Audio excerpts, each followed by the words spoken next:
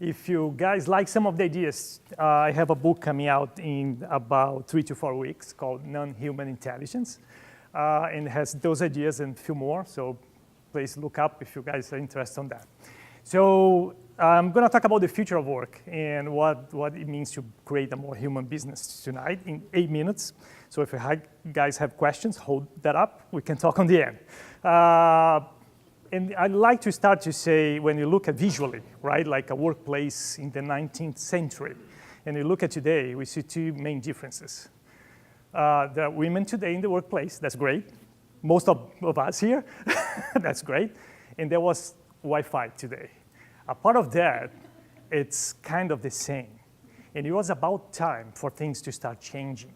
And technology is enabling that. And social trends are also enabling that. So this is a great moment for all of us. I like to say, when you talk about future, usually the first question is that good or bad, right? Like, what's going to happen to all of us? And my epiphany there is like absolutely good, but the transition is always tough. So there's a lot of considerations and things to work out to make like a brighter future for all of us. So this just remove that out of the picture. I love to look at the future from different angles. So economy is a big one. There's a huge discussion to say, is it true that we are living the fourth industrial revolution or not? Had a big debate in San Francisco 2 weeks ago, and things like global GDP expansion, things that proves that, yes, actually it's about to come. But let's not go there. But when you look at history, you can learn a lot from all those cycles, right? So first industrial revolution took like 100 years to develop, from 1750 to 100 years plus. And steam power was the biggest root cause of all this transformation. And then it came to the second, like later, that's actually combustion engine, right? It was a big one to bring that, and also electricity, like spreading out like crazy. That changes a lot the way we see the world and things we could actually do it and scale that. The third one was like 1960, when like we start talking about like PCs and like electronic, miniature electronics, and how to actually spread that, how to put one computer in each table. And we're crazy about the internet, the connection, and everything that comes with that. But we look at that from a perspective of there's a whole world, like there's billions of people that can reach out, businesses. And we need people, and we need people to be very functional, right, on that transformation. And now we're living a fourth revolution, the fourth industrial revolution, that is pretty much powered by artificial intelligence. This is bringing and say like, okay, we can rethink every single aspect of like the world, like primarily, but like on the workplace, there's a lot to rethink and reinvent and change. And we can feel the power of that. So when you look at all those 4 cycles, there's some commonalities.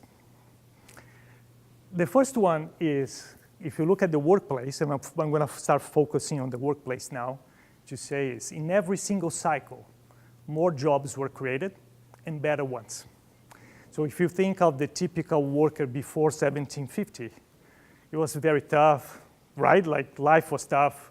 Their lifespan was like super short, and the kind of work was very physical. And as we went through that, the jobs were better. So we actually start exploring more our minds and other skills than actually our physical abilities. Okay. Quality of life, no discussion. Today, free wine for everyone.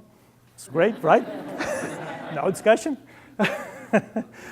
Sliced bread, bottled beer, great, like all good. Okay.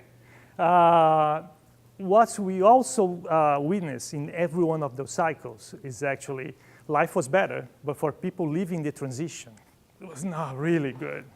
A lot of disarray, a lot of unemployment, and people had to endure those transitions, right, in every one of those cycles. So this is a big wake-up call for the kind of things we need to do now that we know that this is going to happen again. It's another industrial revolution. or the things we need to consider, decisions we need to make, political influence that we need to bring to make things different this time.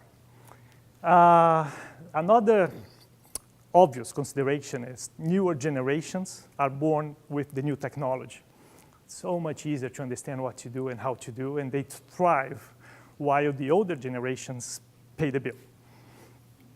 So not easy for people of my generation this time. The other aspect that is superhuman and super important is we have failed in every single case on bringing the ethical and moral discussions before, like, we implement the technology. I like to make a joke here to say, okay, airplanes, great. What are you gonna do with that? Let's bomb our neighbors. And then, okay, I can actually make a commercial airline. Nuclear power, what can you do with that? Let's bomb our neighbors. Now let's make like good energy like with that. So it comes, artificial intelligence. Maybe we can power a swarm of robots like bomb our neighbors. Like, no, hold on, let's have that ethical discussion. We learn something, right? So we need to push on that one. And we do have an opportunity to really plan that transition if we all work together to make a better future, avoiding a little bit of the suffering for the people that is living that. Wrong one, my fault.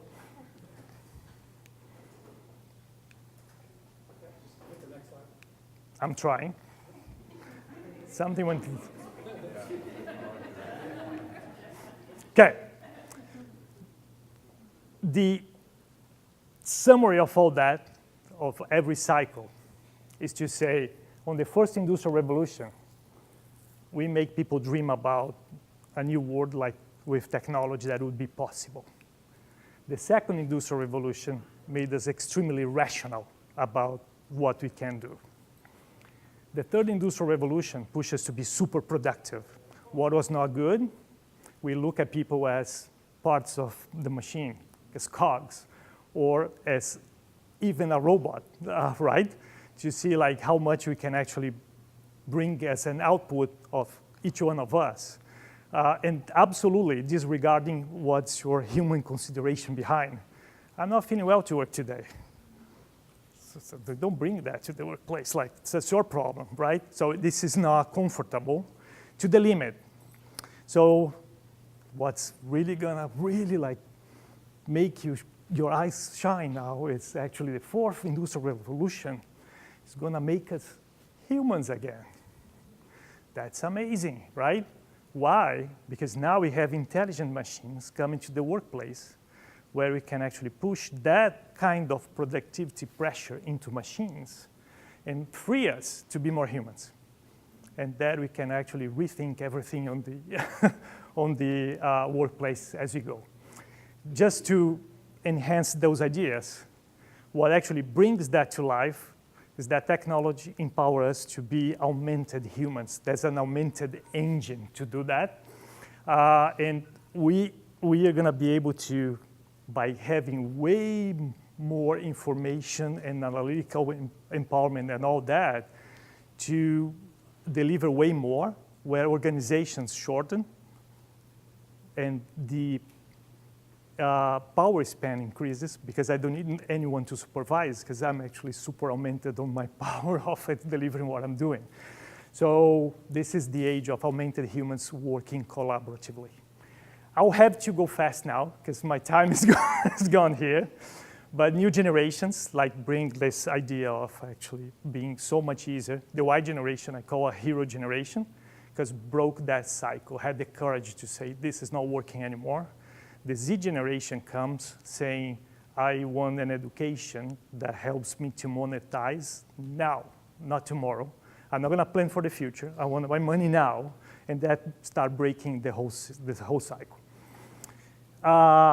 Also, in terms of education, that is super important just to circulate that idea here. As we move into that future, education stop being some like big step that I take before I do my work and becomes part of like a shorter cycle where like to do my work, I need to learn something new.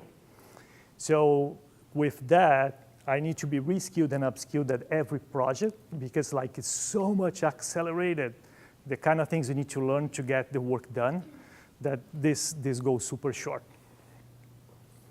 So when you look at the future, that learning, the passion for learning, the soft skills in terms of how do we collaborate, how do you work together, how do you communicate to each other, that becomes super important because like I'm an augmented human that has a superpower to deliver what I need to do.